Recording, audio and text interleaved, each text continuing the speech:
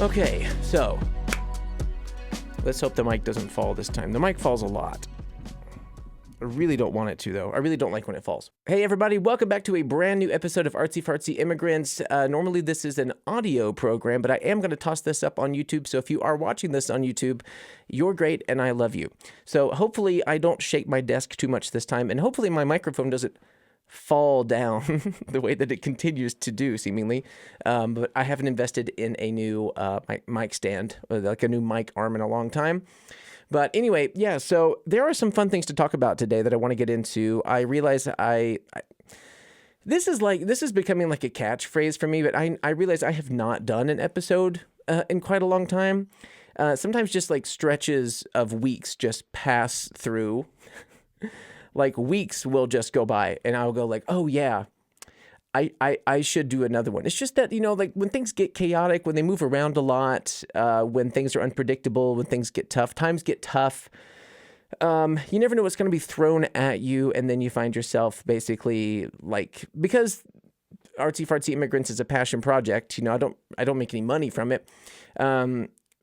Those are the kinds of things that end up like falling to the wayside first and foremost. So hopefully you can forgive me for these gaps of late and we can jump right into it. So funny thing, I want to talk about unhealthy male behavior.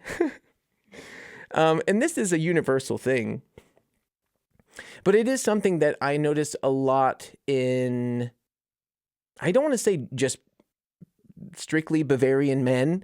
Okay, let me clarify that. So I do want to talk about unhealthy male behavior, but it's not as if I specifically mean like just unhealthy like Bavarian men's behavior, because that wouldn't be fair. There's unhealthy like male behavior all over the world, and we're going to get into that too. We're going to get into some things here that are in the culture right now that I find just absolutely repulsive and insane.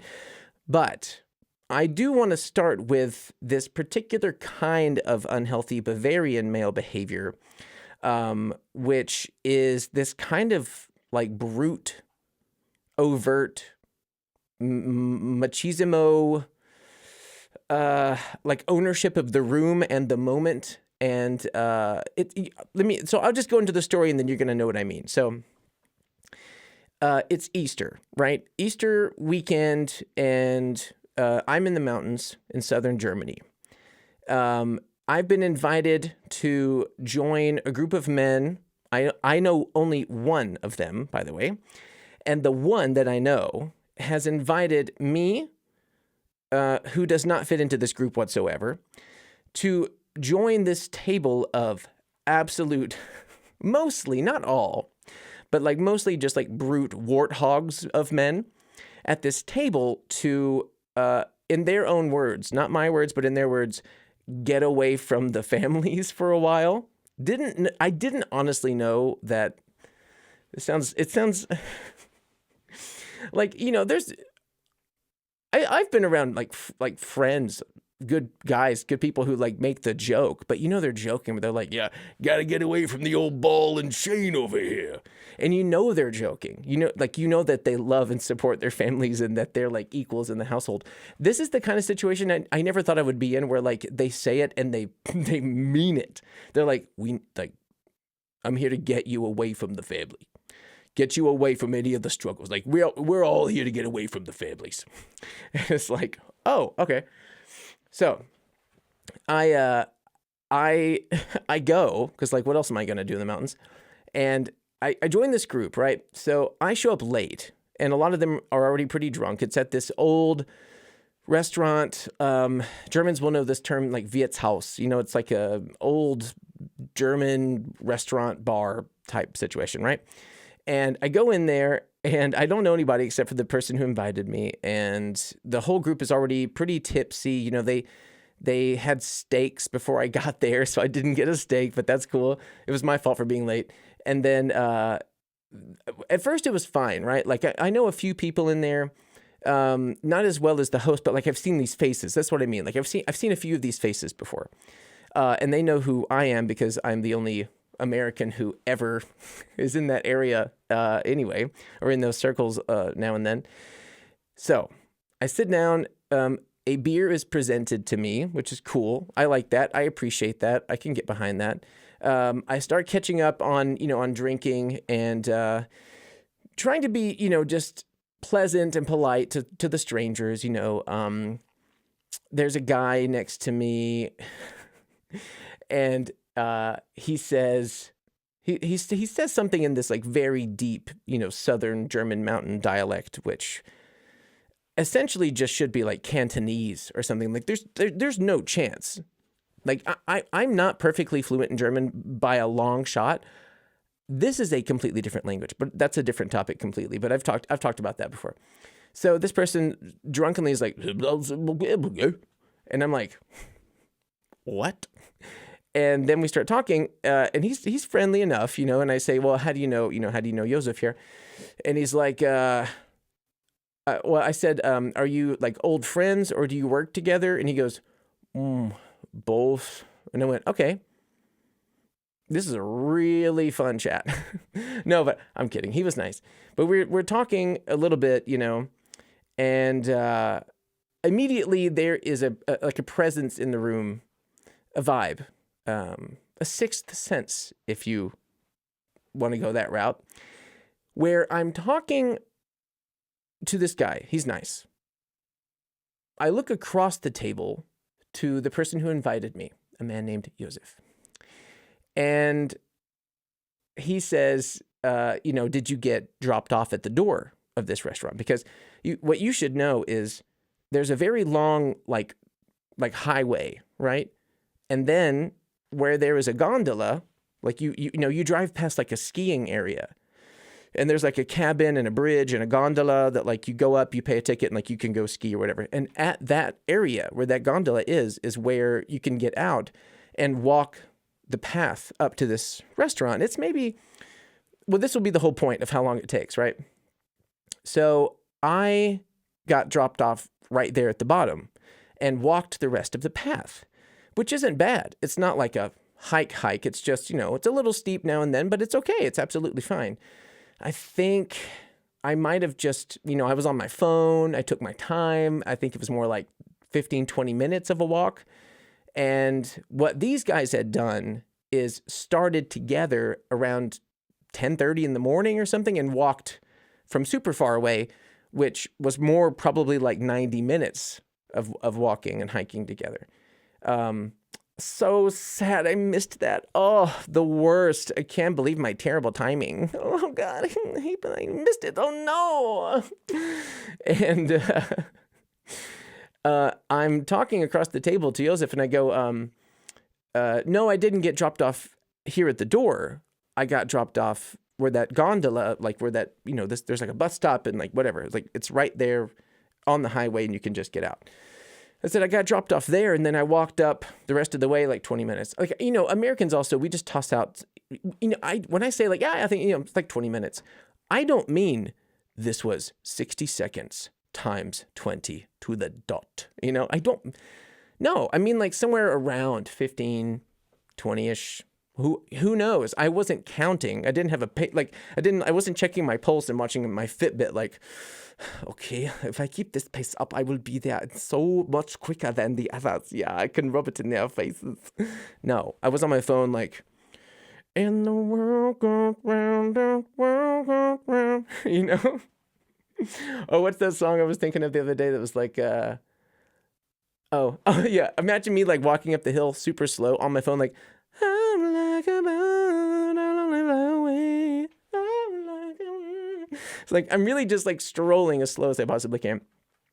I get up there, I tell him, like, yeah, I'll be 20 minutes.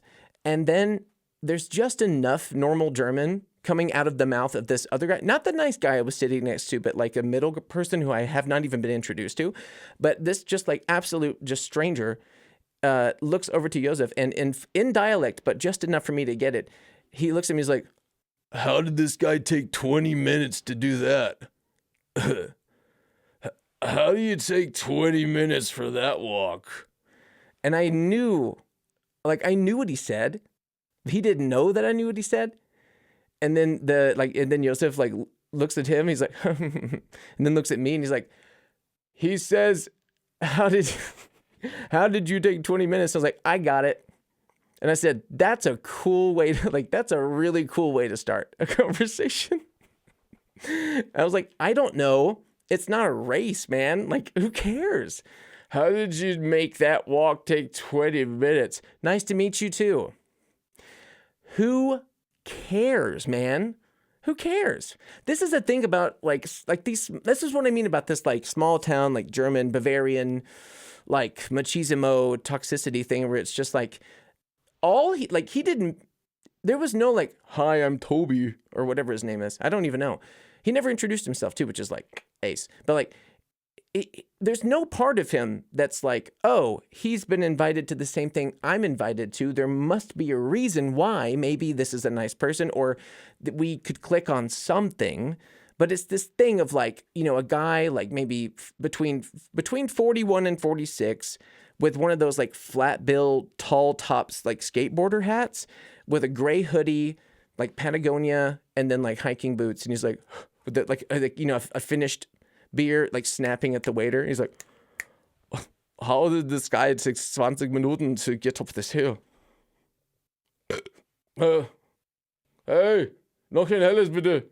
It's like, dude, why don't you just go, oh, hi, you know what I mean?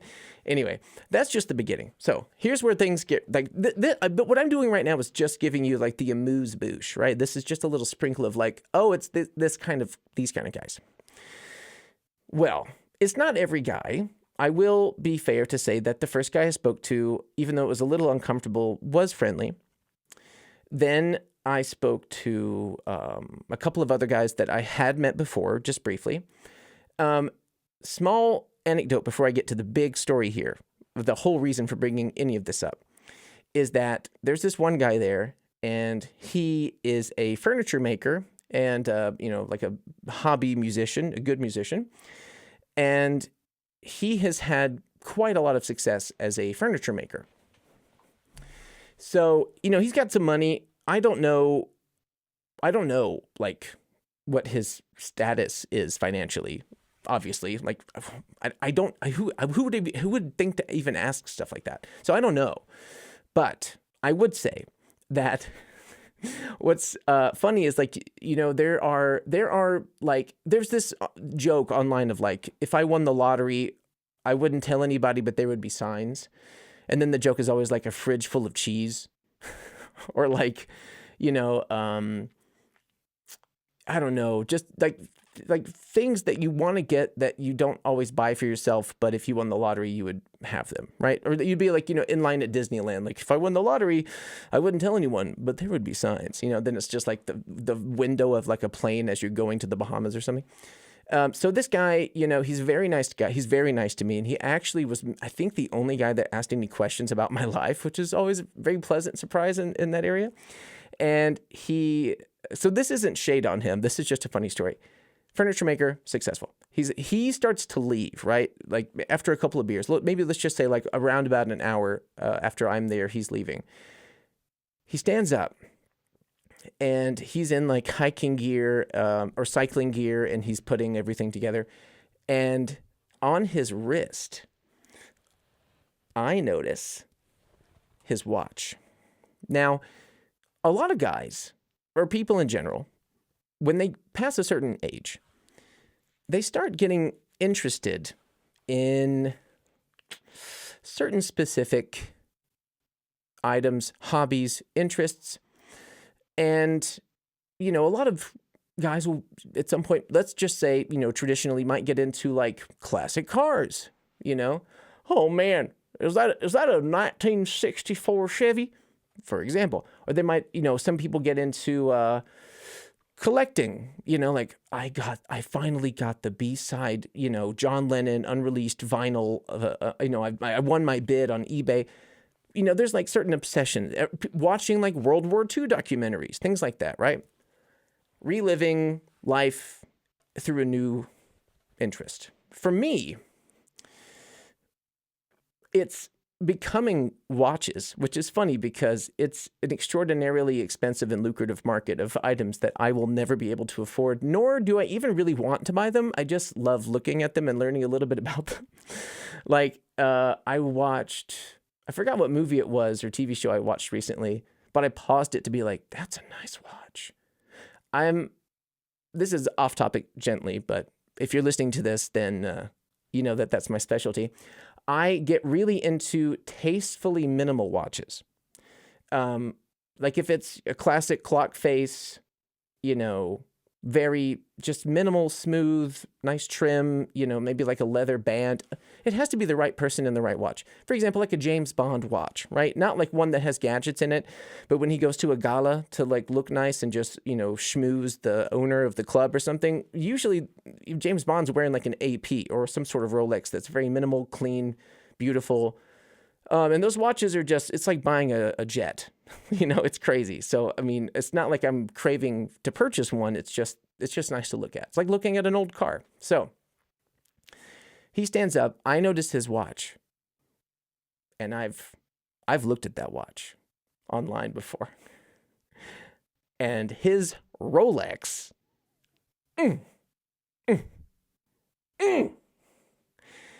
is so expensive that I could have pooped my pants. Okay? It's so expensive that I threw up a little bit in my mouth. And thankfully, he's a nice enough guy, and I've known him a little bit over the years, where I was just like, I need to see that, and just like took his wrist and was like, excuse me, sir, I need to look at that watch. And he was happy I did it because, of course, if you're going to spend that much money on a statement piece, you want someone to listen to the statement. So I pulled that bad boy right up nice and close. Like, if you're watching this as opposed to listening, this is like a 30 or 40 euro Casio watch. I like how it looks on me, but that's about my budget, and that's cool. You know why? I love that, like, you can buy something that you like, and it feels good, and it looks good, and it's an extremely reasonable budget. And here's the funny thing. I'm looking at his watch, and I'm like, that's probably like at least a 25,000 euro watch. Oh, it's so expensive. It's so expensive. Oh my God, it's at least that. At least, I mean, maybe on resale, it might be like a 50,000 euro watch. I have no idea. It's insane what Rolexes go for. Not to mention APs. Oh my God. Anyway, it's crazy. That stuff, it's insane. It's like the upper echelon people. But there's like, what I was talking to him about was, I was like, I really love like watches that fit the person. I hope I was kind of subtle with this, but I was like, I love when there's like a watch that fits the person, case in point, and then there's the statement piece. And I basically just told him, I was like, dude, this is like, what a statement piece, in so many words. And he was like, yeah, thanks, man. And he knows, we talked about watches, so he knows I know what that watch cost. And then as I'm holding his wrist, he like leans over and looks at my little like $50 or whatever it was, 40 or 50, little Casio here. And he goes, oh, I like your watch too. And I yanked my hand back and I said, don't you pity me. Don't pity me. I was like, I'm not a jester in your king's court. Let me just admire your actual watch and let me put this away. Don't, he just, oh my God. Oh my God. It feels like, it feels like going to the Met Gala in my pajamas and seeing like Rihanna in a decked out like Dolce & Gabbana or like Gucci hand-stitched, crazy diamond studded gown, and me being like, let me just look at that. Wow. Incredible. And her going, you look nice too. You know what I mean? It's just like, dude, come on. So, okay, that happened. He's a nice guy. He left. Here's where the crazy, like, we're getting back now to the crazy, like, toxic machismo stuff. This is where things went off the rails. So I was going to walk down the hill with my boy Daniel. So there was one guy there. Like for new listeners, I'm not going to explain all the backstories and everything. If you're a longtime listener, then you know who Joseph and Daniel are. So Daniel was there too. Old, long-time partner in my life. Good guy. And he didn't want to stay long. Excuse me. He didn't want to stay long because the next day was all this Easter stuff. A lot to prep, a lot to plan, to like lock in for. And I leaned over to him at some point and was like, hey, when you want to go, like, let's go together, you know? And he was like, yeah, cool. So some more time passed, and then eventually I realized that Danny boy was hammered. And he didn't want to be. He didn't want to get there. He did not want to be at that point. You know, there's a thing that's very common in these kinds of bars where you mark how many drinks you had, how many beers you drank on your coaster. Sort of the classic, like, one line, 1, 2, 3, 4, and then like the slash through. Some people call that like making a fence, you know, like around the yard, like a fence. And you know, some of these guys will have like competitions about how many fences, you know, they can drink or whatever, which honestly, 5 beers, it's not nothing. It's not that much, but it's not nothing. Okay. And when I sat down with him and had that conversation, he was on beer 4. And I said, how many strikes do you want to have on this coaster before we go? And he said, 6. And I was like, that's cool. Cool. That sounds good to me. I can do that. I can do 6. Or, I mean, not like I could also drink 6, but I was like, when you're done at 6, we can go. I think I was on number 3 at the time. And then everyone talked, you know, people stepped out for cigarettes, and we came back in, people were peeing. And then suddenly, I realized that Daniel had like 9. And it didn't help that the owner of the restaurant, you know, is part of the friend group too. So he just kept rolling out shot glasses full of schnapps. Not a good idea. Heads up. Hey, Jordan's tip for visitors to Germany. If you're drinking a lot of German beer, don't take the schnapps. Don't take the schnapps. You're going to do it if you've already gotten a little tipsy. You're try to keep some agency about yourself and just realize like you're knocking yourself out of your shoes if you do this. And, especially if you're over 30, it's like, woof, brother. You are signing up for a contract you can't pay out, big guy. You are taking a loan out with the sharks in the dirty neighborhood of town. And I realized that he did this suddenly. You know, I've known him for a long time, and suddenly, like, his eyes do this thing where, like, it's a gentle cross, and then imagine it's just looking just past you. So I'm like, "Hey, Dan, are you good?" It's like, "Yeah, I'm good, yeah." And then like the slow droopy eye. Yeah, what are you talking?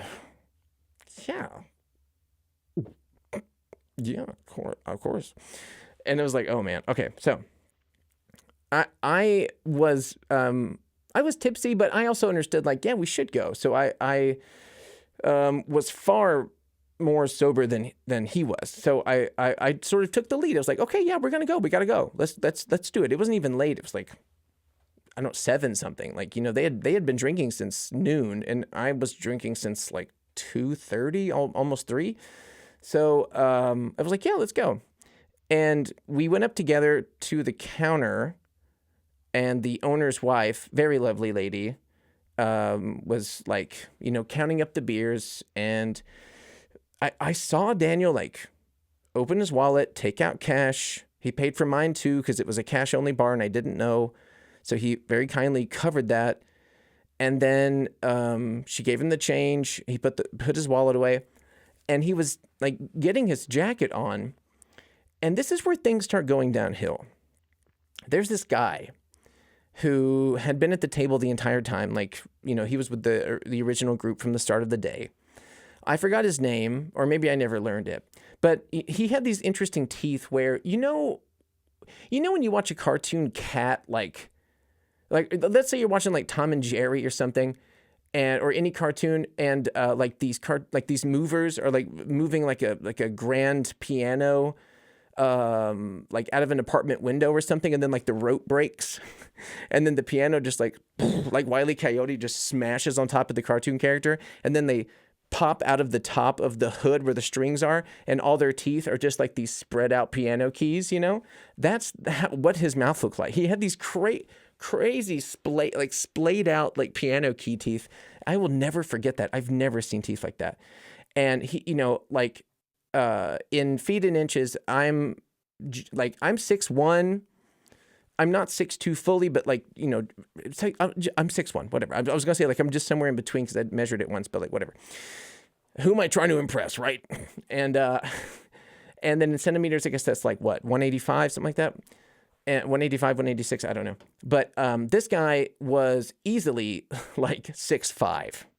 So, you know, let's say like 4 inches. So he's, I don't know, like that, you know, maybe on camera is like, he's significantly taller, you know, like you feel it. And he's a handy worker. He's got calloused hands. He's like a blue collar guy. He cycles, he hikes, he runs, he works, you know, he's very like touching his arm. You're like, fuck, this guy could absolutely punch a hole through my mouth, out the back of my head while still smoking a cigarette. You're like, oh, dang it. The reason I even bring up his strength is because of what's about to happen. So we are paid out, and Daniel's putting on his jacket. As he's like stumbling with the cross-eyed putting on the jacket, I say, wait for me. I'm going to pee, and then we can go together. And he just kind of nods his head. Like he's not even talking anymore. I go pee. I come back. Suddenly, Mr. Piano Teeth is blockading the entrance to the restaurant. He's standing in front of the door. Not a cool thing to do.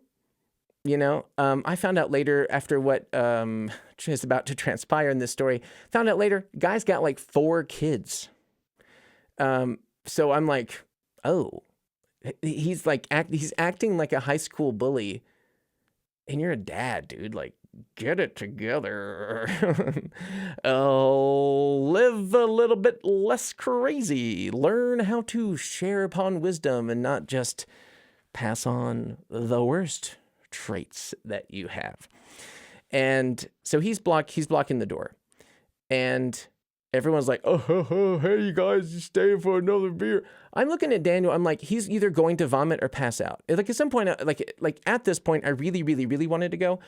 I do have a thing about like when I really want to leave a place and I can't, I really start to get like very irritable. I don't know if that's connected to neurodivergency. I honestly don't know. But if it's like in my head that like, I need to leave now, I want to leave now, and I can't, I start to lose my shit. I really start to lose it. I try to keep it cool externally, but I really inside I'm like, it's really not panicky, but like, it's like so much anger and so much stress inside my chest where I'm like, no, but I need, like, I want it. No, but I want to go and you're in the way. You know, it's crazy. I've had that like as long as I can remember. Like, I know I need to go now. And like someone be like, oh, you can't, no, bro. It's like, I wish nothing except for the worst of your life to be. I want lightning from the gods above to strike you down into ash.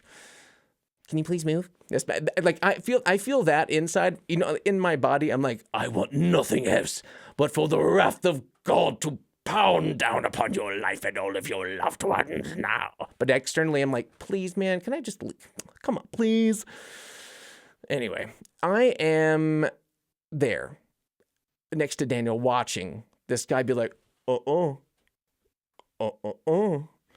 and so then the first strategy comes to mind where I'm like, okay, I'm gonna have to play this like his way. All the bros are at the table like turds, and he's at the door also like, you can't go anywhere until you kiss me. He didn't say that, but it's kind of, I mean, it's just like, dude, why do you want to keep all the men in this small little room? Like, dude, just go to Berlin, like live your life. You know what I mean? So I think I have to play his game. So it's so stupid because this guy is basically just like a rock in human form. I wrap my arms around him, like, ha ha ha, like play wrestle, like trying to move, like physically move him from the door. No shot. Terrible decision. No chance for that. I didn't stand a chance. He's 6'5". He weighs as much as me, and it's only muscle. He doesn't have any fat. So I like grabbed around him, and then he grabbed around my shoulders, and I was like, I'm cooked, dog. I'm like, oopsie daisy. I hope he doesn't strangle me, because he could with one hand.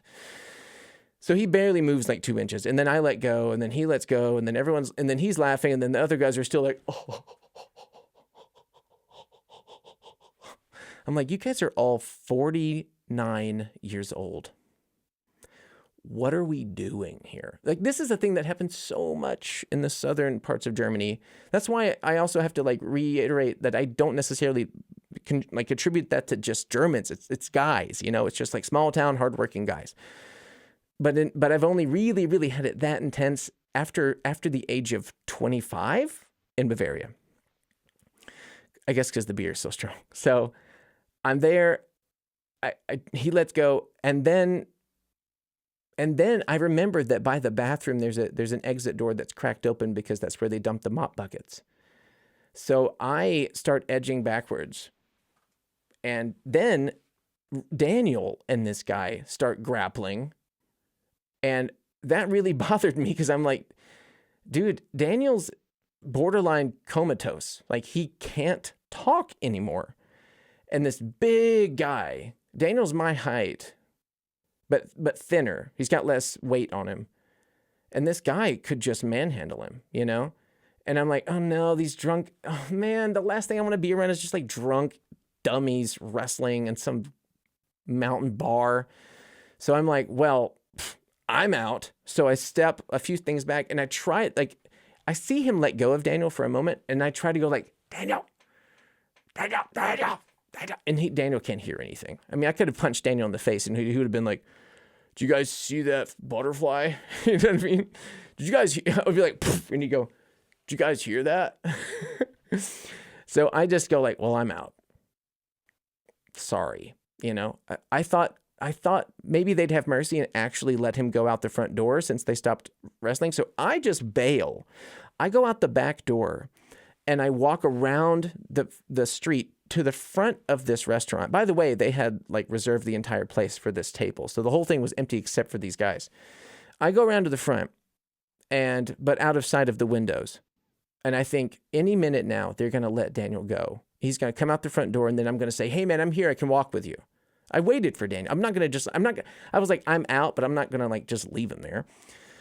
So I'm out front. And as I'm thinking to myself, man, do I really have to go back around? Because it's been a few minutes since I've heard anything. Like, why is Daniel not coming outside? That's when I hear the loudest crash of glass. It was shocking. Like, it sounded like someone took a glass vase 20 feet from me. Just, you know, like, I don't know, 10 meters or I don't know how many meters, whatever. Like, it just like close. And just football spiked that shit. Just whoosh. And I was like, oh my God, did they like push Daniel onto, I don't know, like, did they have a fight? Did someone smash a beer bottle on someone? Like, did it get violent? Like, of course my thought was like, this guy can't talk. And there's this big, broody, like dumb Shrek, like held back in school for 2 years, idiot guy who is, for all of the worst reasons you could ever possibly imagine, being just like a violent, brutish, like turd person. And there's Daniel who can't like think or talk. And I'm just wondering, like, did they get violent now? So I go, shit, I got to go check on Daniel. So I go back around the side of the building through my sneaky back door, pun intended. No, I go back around through the back door, go to the front, and what I see is all of the guys are still just at the table like, and Daniel's on all fours, drunk as a skunk, sweeping up shattered glass into a dustpan from one of the window panes of the front door. Which means that this big doof wrestled Daniel again and must have knocked like an elbow through one of the window panes. Daniel has no memory of exactly what happened, sadly. I feel bad for him because I'm sure that's a lot of guilt. I would have guilt too. But mostly, I would say it's actually 100% the fault of the other guy. Because he's the one who's like, oh, you can't leave. So I take the dustpan out of Daniel's hand. I help him clean the glass up. And then I felt like, I don't know, he and I are like the same age, but I felt like a big brother because I leaned over to him.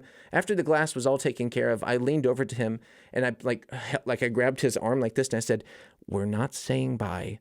We're slipping out now. The door is free.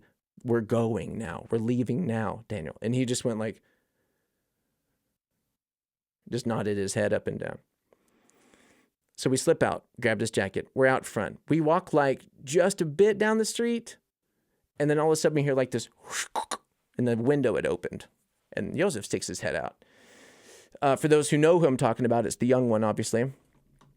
And he sticks his head out and he's like, hey, Daniel, let's get one more beer. Come on, sit down, get one more beer. And I praise Daniel for this because I think he was at the right amount. He was at the right amount of drunk to not have a filter of like being kind for kind's sake anymore. Because it was just like this. All right, guys, Daniel, come on back and sit down and have a beer. No. Oh, come on, just come sit down and have one beer.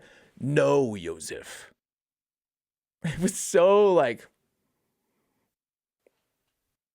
okay. I was like, let's go home. Let's go home. I can't wait to just go home. Then it was the fun, like, 20-minute walk back down that hill.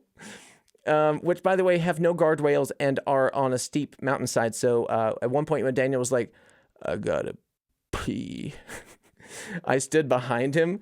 Like imagine this is his back. He's peeing that way.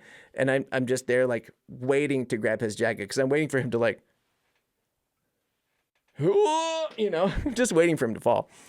I did have to grab him once, though, because a car was coming down this little skinny path. And I just knew he wouldn't move out of the way, like either in time or just like he would just go like, oh, a car, and just like just down the hill. Later, I did find out that the guys who stayed until late did walk that path and they did fall down the hill. So good. I want that to happen.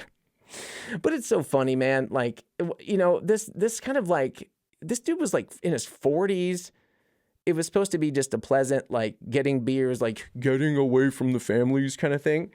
And when there's just some like brutish idiot with splayed out like a cat who fell into a piano kind of teeth, literally wrestling.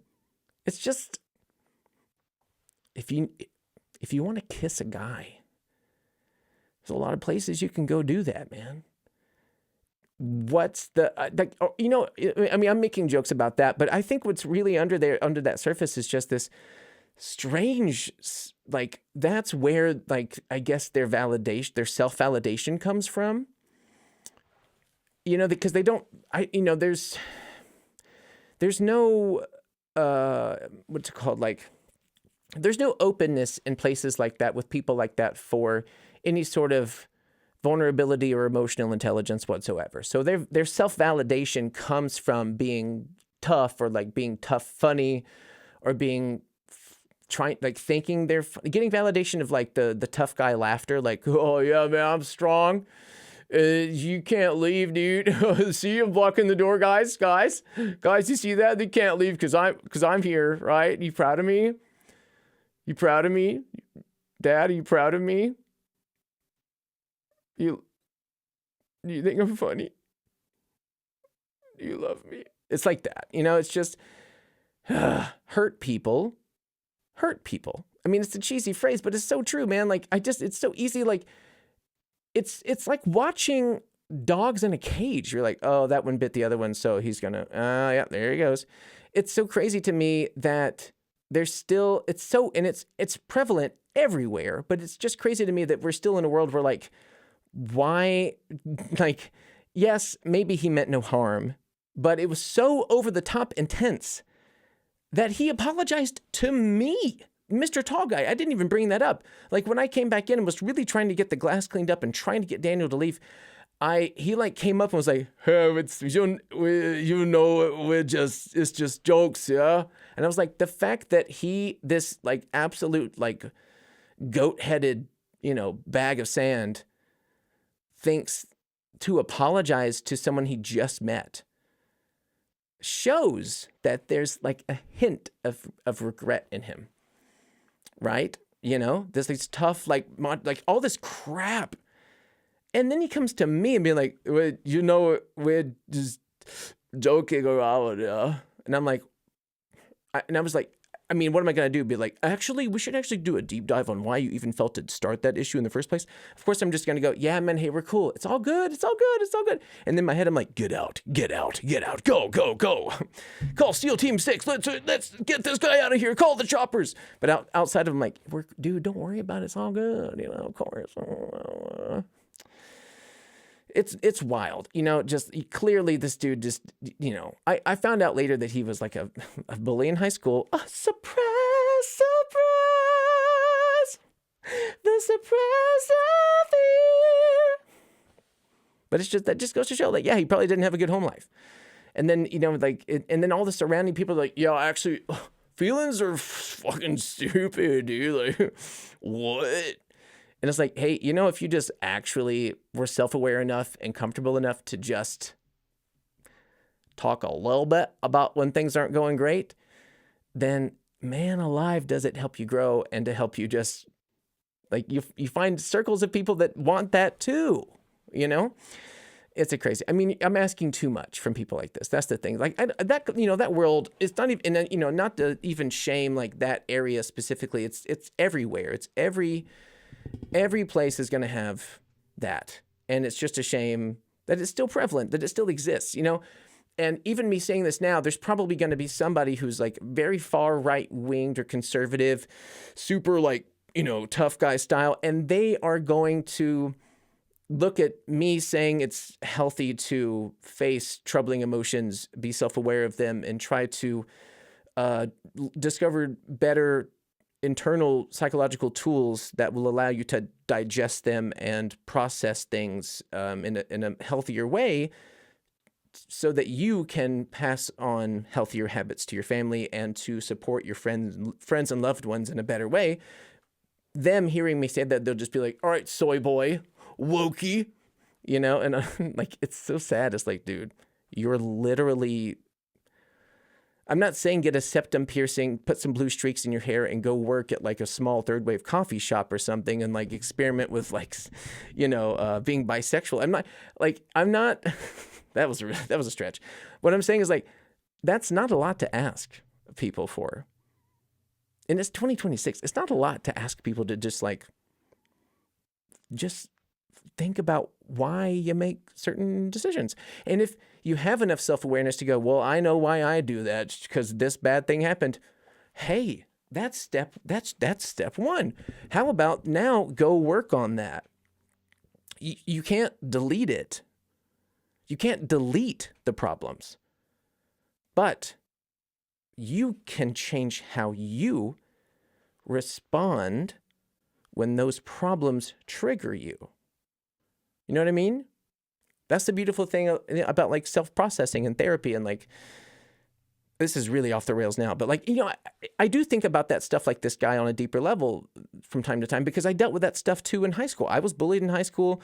I knew these types of guys and I hated these types of guys, and I still hate that type of behavior a lot. And I do see it in Southern Germany a lot. And it reminds me of those times. And it's like, yeah, in the moment I get really tense, but I do have better tools now about how to just sort of get myself through it. If I hate the moment and they're laughing, I just laugh too. I say, yeah, it's all good. Yeah, dude, it's just a joke, man. Yeah, whatever. And then like make a little quip and they laugh and then I can get out. But then later, like when it's quiet, then I think like, man, how are guys still doing this? And it wasn't like, he wrestled a drunk man so much that a window shattered. He didn't punch him in the nose, but it's not like it's light years better. But it's still a thing where it's like, how can, like, I don't know.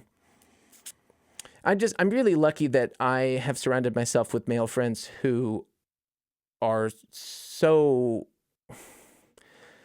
connected, to their emotions. It's a really beautiful thing. It's a really wonderful thing. And I'm very, I think, you draw the types of people towards you that match the energy that you're giving off to them, right? So it's not like I would have I wouldn't have any friends who do that, who don't do that. I mean, like I wouldn't have any friends who can't access their emotions.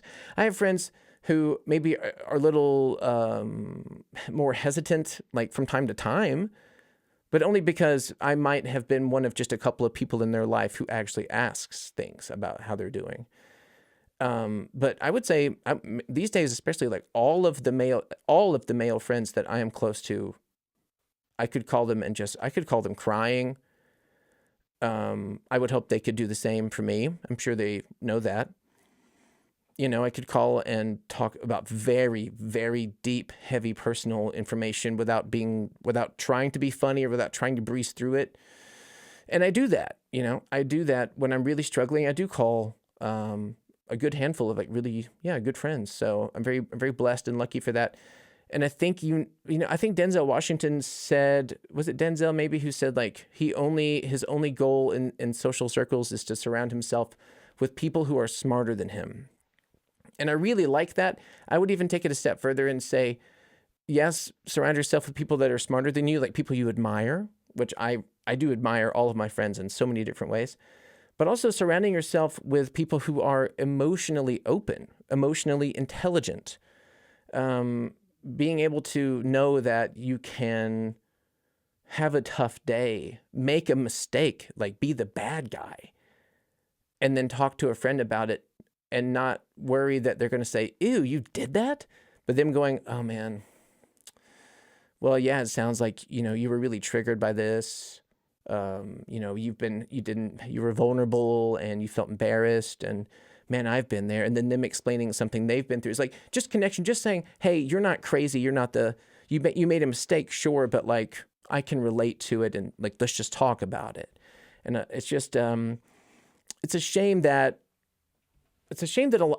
a lot of guys just do not do that in this day and age, man. It's really nuts. Like, especially with the internet having so much access to so much community. But at the end of the day, also the internet makes you lonelier than ever. That's why this was all leading also to I'm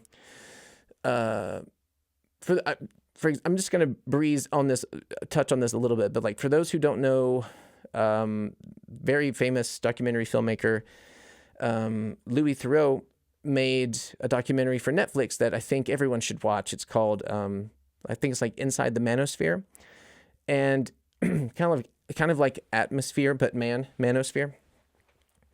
And this is a real, like, sort of dystopian internet phenomenon, and it's sadly like very, very common. And just thinking about it now, it's exactly what I'm talking about now. It's just so many lost dudes who, like, the thing is, they start so young. Like when I was like, when you hit when you hit puberty, you really, well, there's like different layers to this, and I'm getting lost in the sauce here, but like, first off, when you hit puberty, like your whole brain chemistry changes. And so it's like, boom, insecurities out the wazoo. Like, you're so insecure. And also, in addition to that, you don't really know what your identity is. Like you don't know who you want to be, like the other cool kids, but even they don't really know who they are. You look back at like high school photos and videos, and you remember, like, you have this memory of like, that was Jake. He was the cool kid. And then you're like, God, he looks like such a loser. He just happened to date that one girl that you found to be like, like Cinderella at the time, and it's like everything feels so dire, and me imagining being 13, 14, not really knowing my identity, being insecure, which is especially like if you have like, body issues like I've always had, that on top of everything. So, you're being a teenager sucks. It's so tough. Being a teenager sucks. And you find a lot of solace in your friend groups, which I was very lucky to have really, really, really good friends. Not the ones I got arrested with necessarily, but like a couple that like Cody, Todd, people who know that I've talked about them before. But like, a few really, really good people in my life. And but if I imagine like growing up now growing up in a world where there was never a time before internet, like never actually understanding or processing a world pre-internet. And you are lost and you are insecure and you look for an answer. And you type in this thing that brings into your world like quote unquote solutions or an explanation from some of these people in the manosphere. Oh, that's terrifying to me. Because there isn't an answer in that world. It's really like, it's complicated because there are people who know what they're trying to teach to other young men is absolute horseshit, and it's like rage bait, and it's getting engagement, and so they know that it's dumb and wrong and stupid, but they are making so money hand over fist. And that's also shallow and horrible because they're basically like, the kind of rhetoric that they're preaching is not only horrific in terms of like interpersonal relationships with women or other people, but it's also kind of motivating, I would say, more like loneliness. It's even motivating more loneliness, which could lead to more violence, for example. Not to get too dark, but that's true. It just is true. And then you have the other type of people that they follow. Like there's the ones who know it's crap, but they're doing it just for the money, which is so disgusting. And then you have the ones who actually just are also lost. I hate to even say this name in my life out loud, but there's a right now currently very viral, popular influencer, content creator, idiot, who's like 20 or 21. Man, it's so sad. I think his real name is like Blake. I think. I didn't look it up. But his channel name, like his stage name or whatever you call it, like, yeah, whatever, is clavicular, like your clavicle, but clavicular. I don't know why. And he is the pioneer and the face of this culture or this trend called looks maxing. You've probably seen things about this either on the internet or on, morning news or something, because it's pretty insane.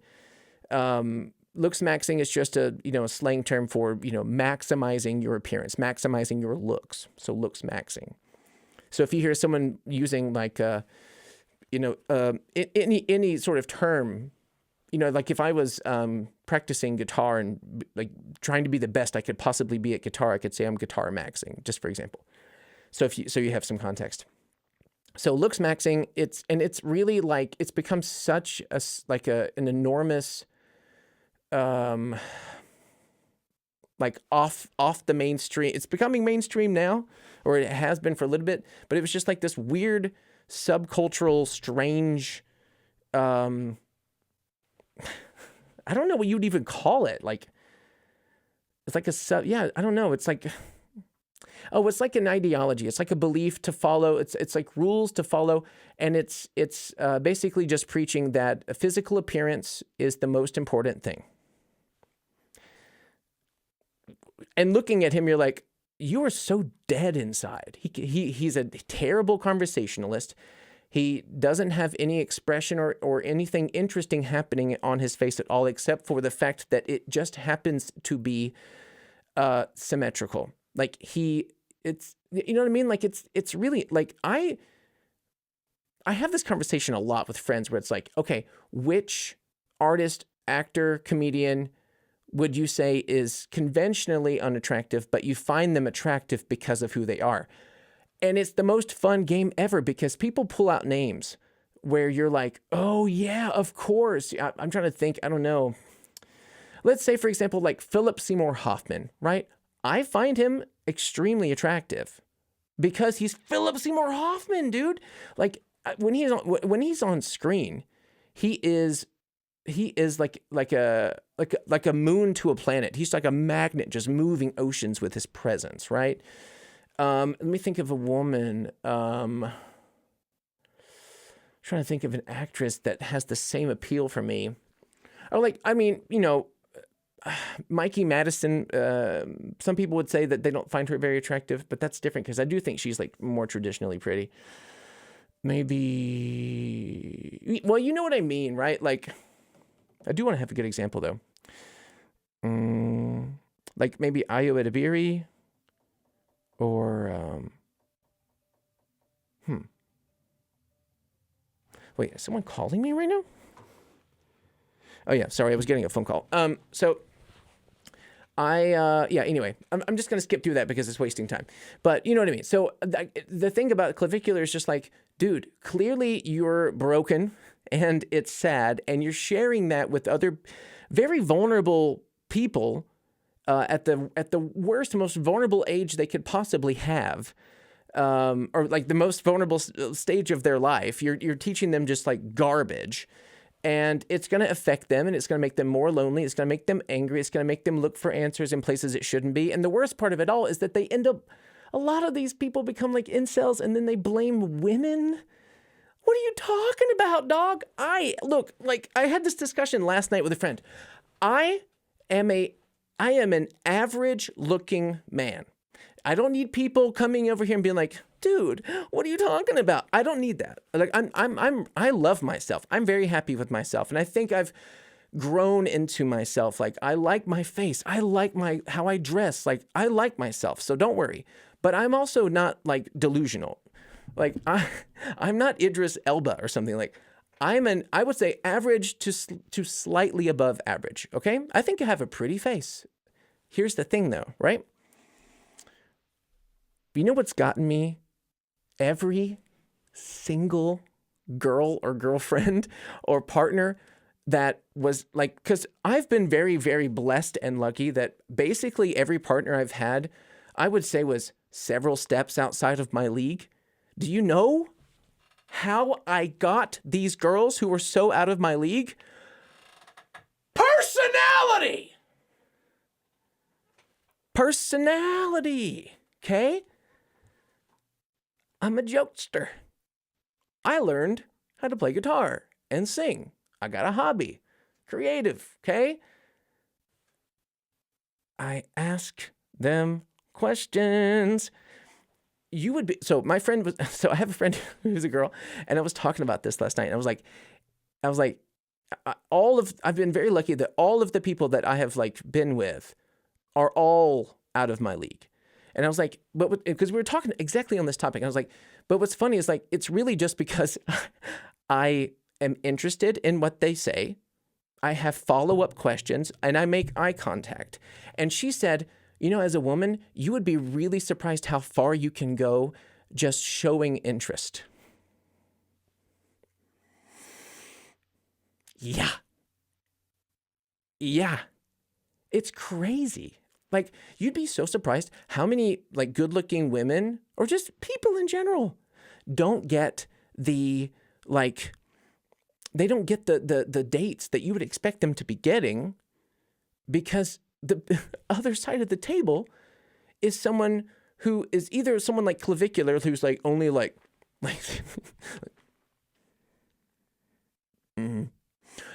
or just, like, not engaging. Like, you know, if you expect, sorry, I keep hitting the microphone. I'm animated now. If you expect that someone who's like spending their time with you, their precious time in this one life with you at a restaurant or a cafe or a bar or something, and you don't engage in return, like, dude, all you have to do most of the time, because this is what I'm saying, like, personality brings up your attractiveness level. So even if you see yourself as like a 4, most of the time, and of course I'm not a guru and I would never say it's always worked. I mean, I've had failures over and over and over, but like but there's enough successes where like, I don't, it's okay. Yeah. Because that's the game. It's all waves, man. It's all waves, right?